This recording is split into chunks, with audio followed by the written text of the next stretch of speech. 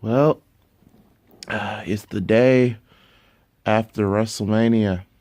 You know what? Instagram, Twitter, Facebook, all been blowing up for the last, I'd say 12, no pun intended, for like at least the last, 7 hours. And you know what? Here is my take on WrestleMania. If you saw the live reaction, I want to first off, thank you for all that watched, tuned in, and I think I got 2 new subscribers after the video. So I want to thank the new subscribers that subscribed to me last night. But I think it's time that I actually gave out like just not like a recap, but just the final thoughts on WrestleMania 34. I'm going to say this.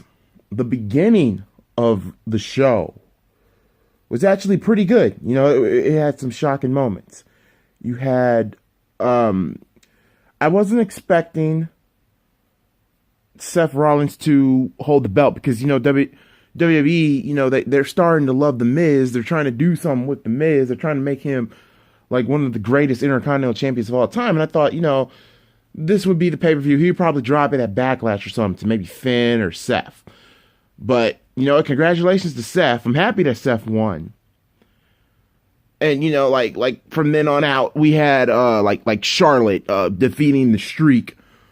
That, and I also said on a comment that maybe New Orleans is a cursed city to be where you have streaks, because the Undertaker streak was broken in New Orleans, and you know how we all flipped out and freaked out about it, and we hated it, and we just couldn't believe it. We just wish somebody else other than Brock should have been the one to not beat the streak. It could have been somebody else, like some people say Shawn, some people say Triple H, all that.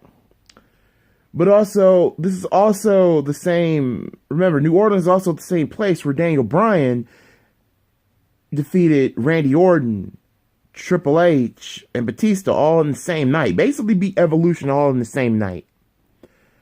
And speaking of Daniel Bryan, he still got it. But I don't know if it's going to be a full-time thing with Daniel. I don't know if it's just going to be part-time with him just wrestling.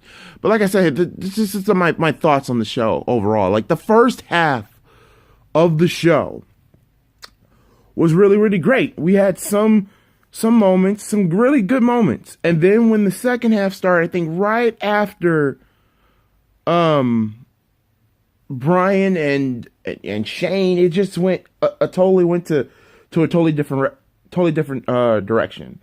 But there were some things, like people are still a little shitty about the Undertaker and John Cena match. And I can understand why.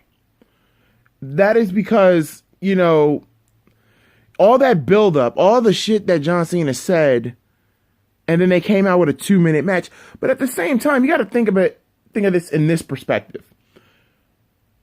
For all the shit that John Cena said to The Undertaker, I'm not surprised that the match was squashed. I was happy as hell. If you saw in the reaction, I was happy as hell when Taker squashed Cena. Now, before we all get into this, I don't hate John Cena. It's just that I'm at the point, I'm just tired of Cena. I'm tired of Cena. And shoot, if The Undertaker, and like I said, I wouldn't be surprised if at WrestleMania 35 in New York City that they do a rematch between Cena and The Undertaker. I would not be too surprised if they did that. And then everybody just shitted on it. And I can understand why. You just all that build for a 2-minute squash match, but at the same time, watch, it's gonna do a build up for a rematch. Just mark my words on that. And then also AJ Styles and Nakamura. To me, like I said, the match should have been longer. And the ending of Nakamura turning heel came out of nowhere. That came out of left field. It's just so weird to me that Nakamura will be heel, but it makes it interesting to watch SmackDown Tuesday night. So, I mean, well, we probably might have some series of matches between the two men. I mean, Nakamura, he could, I don't know.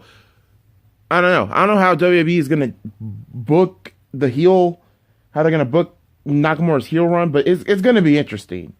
But the match itself is just like this build, and it's like 20 minutes to me. It's long, but it should have been longer.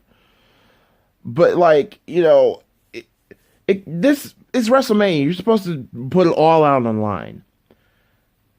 I thought this match would be, better than the New Japan. I mean, it was a good match. It was just that it ended a little bit too soon. It should have been hitting the 30 mark.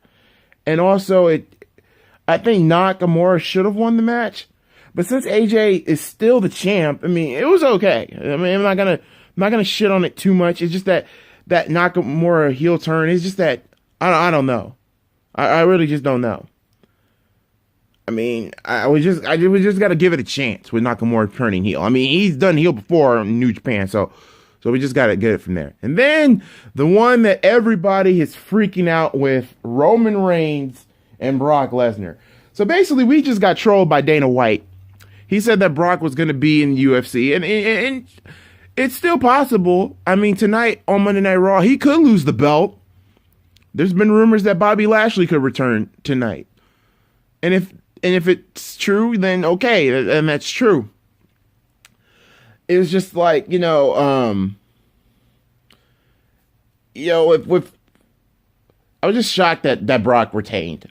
I mean, I didn't like that Brock retained, but at the same time, Vince, it's just so funny that after WrestleMania, we get so many other surprises. So I wouldn't be too surprised if Brock lost the title. But at the same time, people also on the stream said, Roman should go heel after this. And, there's still a possibility he will go heel, but WWE just doesn't want him to be heel. They just want him to be the face of the company. But to be honest with you guys, Roman, he's already established. I didn't think that Brock and Roman should have ended the show.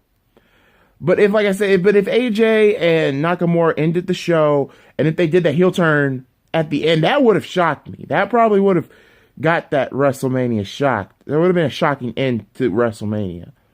Oh, and before I get out of here, oh God, I would love can't wait for the first title defense between Nicholas and Braun Strowman. Oh my God, that was just wow. Everybody, I don't know how to react. Braun Strowman and a 10-year-old boy, or an 8 or a 10-year-old boy, won the tag team championships. I don't know. Like, does anybody know the kid? It's like, I don't know. Maybe he's one of Braun Strowman's, family members. I don't know. I don't know what Vince and the creative team was thinking about that decision. But they can't let this slide. It's just that they can't. They really freaking can't. We'll just have to wait for Raw. But what the hell? That was just so weird, out of place.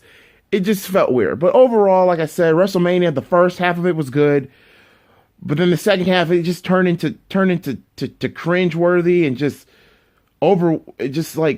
cringeworthy to the point of just wow. Just like the decision making sometimes was wow. And also, I think match of the night had to go to Ronda Rousey and Kurt Angle versus Triple H and Stephanie, because that was really good. I got to give Ronda her props. She actually did a pretty good job. So guys, that's my take on it. Overall, I would give WrestleMania a 6 out of 10. I really didn't, like I said, the first half was enjoyable, but then the second half is just like, okay. But like I said, 6 out of 10. It's so-so watchable. It's like 50-50 of watchable. So that's how I feel of the aftermath of WrestleMania. Just let me know in the comment section below on what you thought about the show. And I will probably catch you guys up here for How to Book Episode 3, Dean Ambrose. Until next time, I'm Matt Gooley. God bless you all, and I'll see you all next time.